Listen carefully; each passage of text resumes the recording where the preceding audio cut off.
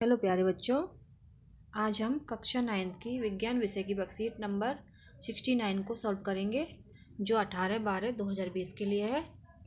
आज की वर्कशीट का जो टॉपिक है वो है कार्य तथा ऊर्जा संरक्षण का नियम। तो आज की वर्कशीट में हम ऊर्जा संरक्षण के नियम के बारे में जानेंगे, ये नियम क्या होता है। तो चलिए वर्कशीट स्टार्ट करते हैं। जिज्ञासा दीदी, हम जानते हैं कि ऊर्जा एक रूप से दूसरे रूप में बदल सकती है, लेकिन निकाय की कुल ऊर्जा का क्या होता है?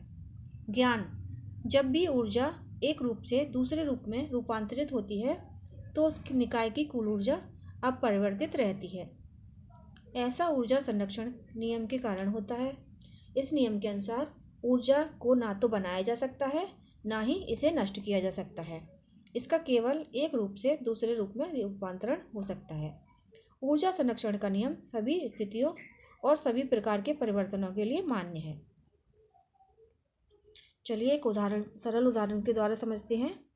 मान लीजिए m द्रव्यमान की वस्तु h ऊंचाई से स्वतंत्रता पूर्वक गिराई जाती है। प्रारंभ में गतिज ऊर्जा mgh है तथा स्थितिज ऊर्जा 0 है, क्योंकि इसका प्रारंभिक वेग 0 होता है। इस प्रकार वस्तु की कुल ऊर्जा mgh है।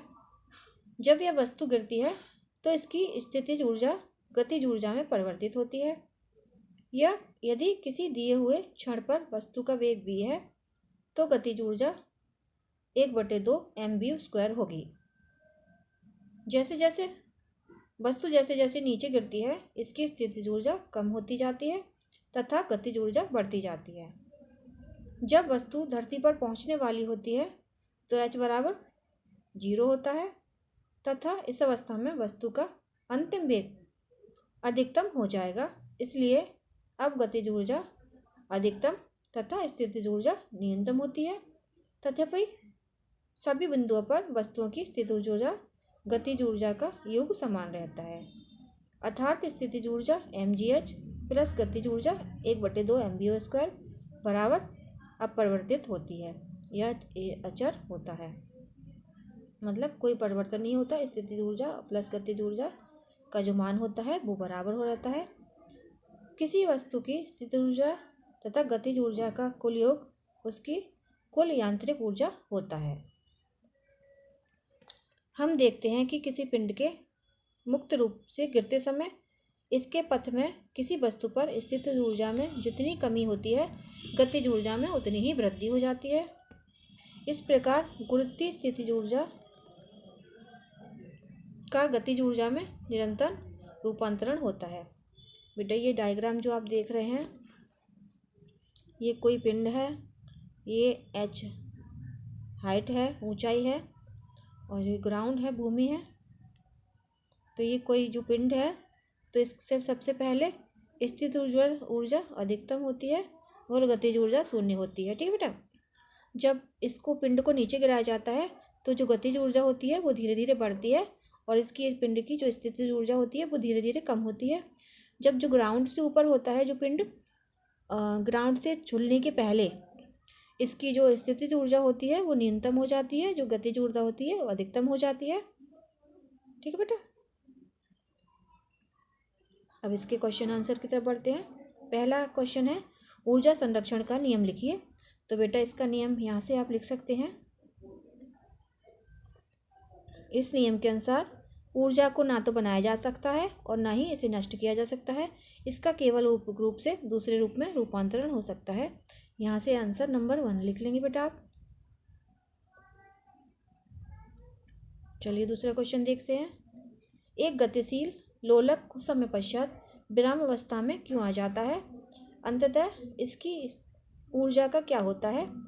क्या यह ऊर्जा संरक्षण के नियम का उल्लंघन है? तो बेटा ये अगर लोलक है कोई, इसको गिराया जा रहा है ऊपर से, तो कुछ समय पश्चात ये विराम अवस्था में आ जाता है। ऊर्जा का क्या होता है बेटा?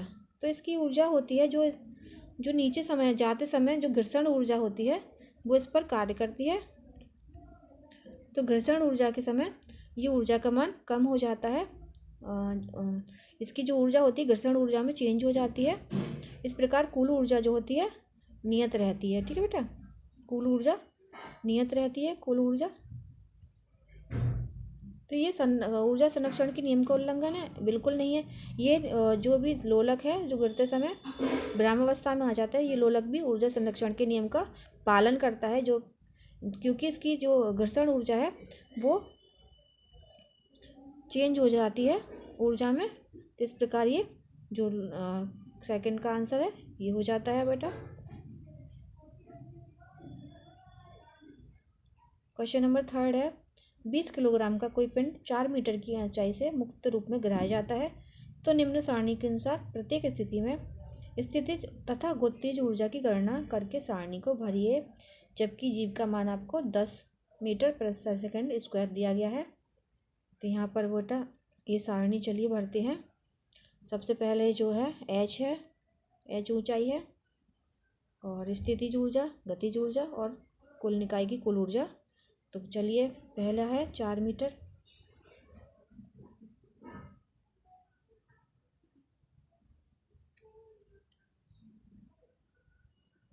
पहला है जब एच बराबर 4 मीटर है तो द्रव्यमान क्या होगा? द्रव्यमान कितना है हमारा? 20 किलोग्राम है बेटा, तो 20 किलोग्राम हो गया। कोई पिंड की ऊंचाई 4 है और जी 10 है। तो बेटा mgh हमारा फॉर्मूला है जो हम यहाँ पे लगा देंगे, तो 20 गुणा 10 गुणा 4 हो जाएगा बेटा। तो हमारा ये इस तरह से आंसर आ जाएगा 800 जूल। जबकि हमारी गतिज ऊर्जा इस समय 0 होती है, 0 होती है। गतिज ऊर्जा हमारी 0 होगी, ठीक है बेटा।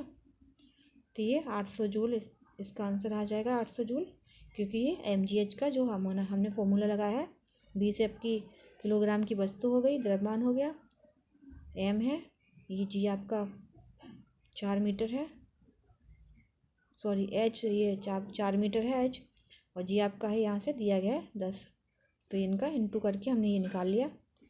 चलिए दूसरी कंडीशन में लगाते हैं, जबकि h का मान 3 मीटर है, h का मान 3 मीटर है।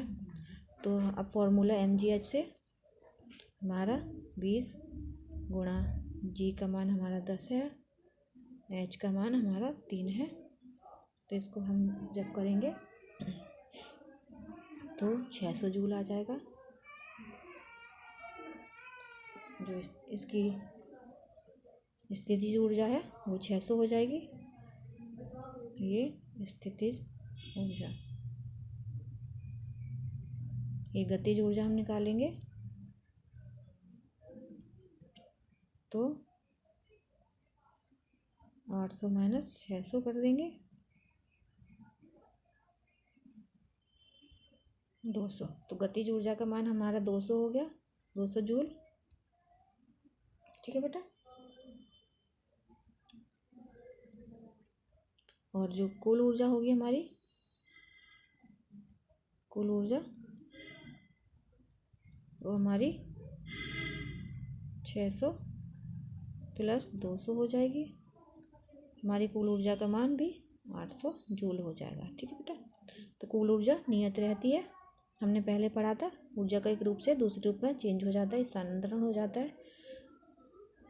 आपकी हमारी तीसरी कंडीशन है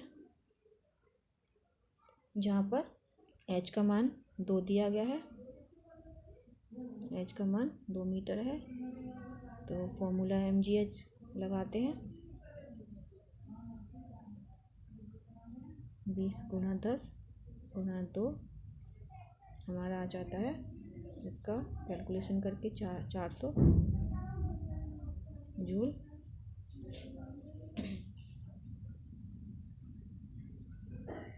ये हमारी स्थितिज ऊर्जा का मान हो गया। हम गतिज ऊर्जा निकाल लेंगे,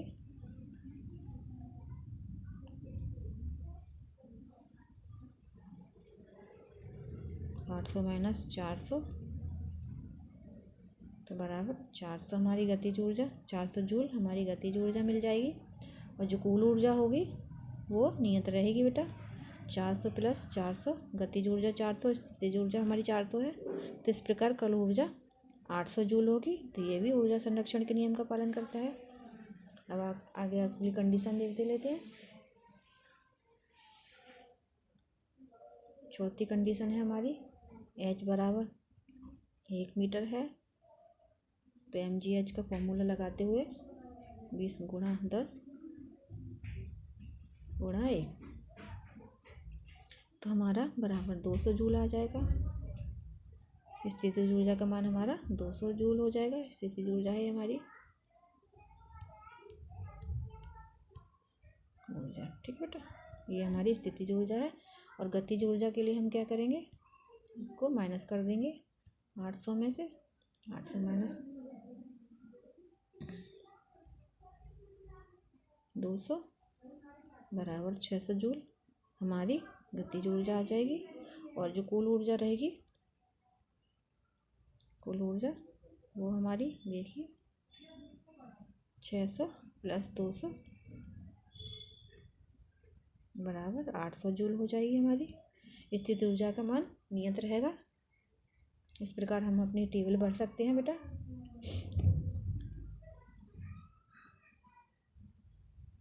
ये देखिए टेबल, आपकी जो ऊंचाई है, इसमें हम ऊंचाई के कॉलम को यहाँ पर लिख लेते हैं। मीटर को 4 मीटर, 3 मीटर, 2 मीटर, 1 मीटर। और ये mgh को यहाँ पर लिख लेंगे। स्थितिज ऊर्जा आपकी स्थितिज ऊर्जा है